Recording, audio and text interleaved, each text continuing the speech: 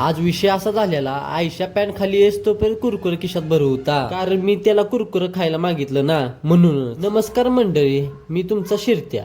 आज दौरा होता धीरजच्या मावशीकडे, म्हणून आम्ही दोघं चाललो की पेट्रोल पंपावर, कारण पहिलं पेट्रोल टाकून घ्यावं लागतंय. पेट्रोल टाकून झाल्यावर चाललो आमच्या दौऱ्यावर हा निसर्गरम्य परिसर बघत. पावसाळ्यात निसर्गरम्य परिसर बघण्याची मजाच वेगळी हो. घाट लागलेला, घाटानं खाली उतरलो, पोचलो मावशीच्या घरी. मावशीकडची कामं आवरली आणि मावशीकडूनच एक बादली घेतली. आता तुम्ही म्हणशाल ही बादली कशाला घेतल्या? ह्या बादलीत घ्यायची होती अंडी, म्हणून आम्ही दोघं चाललो पोल्ट्रीवर, कारण दुकानापेक्षा पोल्ट्रीवर स्वस्त अंडी भेटते ती, म्हणून पोल्ट्रीवर चाललेलो. बघता बघता पोल्ट्रीवर पोचलो पण, आणि ती बादली दिली अंडी भराय. अंडी भरच तोपर्यंत म्हणलं फोटो वगैरे काढून घ्यावं, कारण फोटो काढण्यासाठी लोकेशन चांगलं होतं. लोकेशन आणि भावाचे पोज एक नंबरच होती ती. फोटो वगैरे काढून घेऊन अंडी घेऊन आम्ही परत निघालो कडेगावला. कडेगावला लवकर पोचायचं होतं, कारण ओमकार शेटने फोन घेतलेला तो बघायचा होता. जाता जाता भूक लागलेली म्हणून जरा खायला घेतलं, खाल्लं.